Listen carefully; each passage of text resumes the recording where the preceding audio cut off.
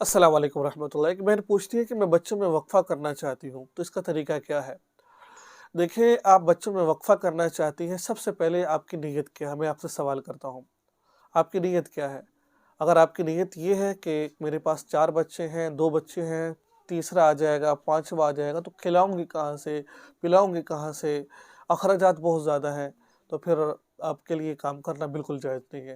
क्योंकि अल्लाह कुरान पाक में फ़रमाते हैं, वला तक़्तुलू औलादकुम ख़श्यत इमलाक़। अपने बच्चों को भूख की वजह से कत्ल मत करो, ठीक है? अगर ये आपकी नीयत है।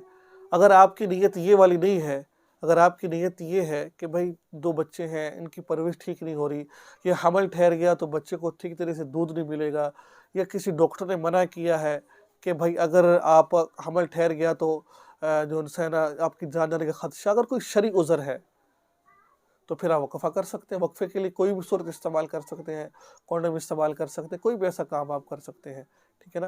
लेकिन नीयत आपकी दुरुस्त होना ज़रूरी है। अगर आपकी नीयत पैसों के खर्च की वजह से है कि आप पता नहीं कहाँ से रिज़्क पूरा होगा, ये जायज़ नहीं है। अगर आपकी नीयत ये है कि जो है परवरिश ठीक हो जाए बच्चों की, बच्चे छोटे हैं, ठीक है, या आपकी बीमारी का खदशा है, मौत का खदशा है, या बच्चे किसी तरह तरबियत ना होने का खदशा है, ठीक है ना, छोटा बच्चा है, बच्चा और आ गया तो उसके दूध का मसला है, तो उस सूरत में फिर शरीयत कहती है कि आप वो जो है ना कर सकते हैं। लेकिन उज़र क्या है, आप उलमाए किराम से पूछ लें आप, उसके बाद फिर आप उलमा से राब्ता करें, उसके बाद जैसे वो कहें उसके मुताबिक आप अमल करें आप। ठीक है जी, अस्सलाम वालेकुम रहमतुल्लाह।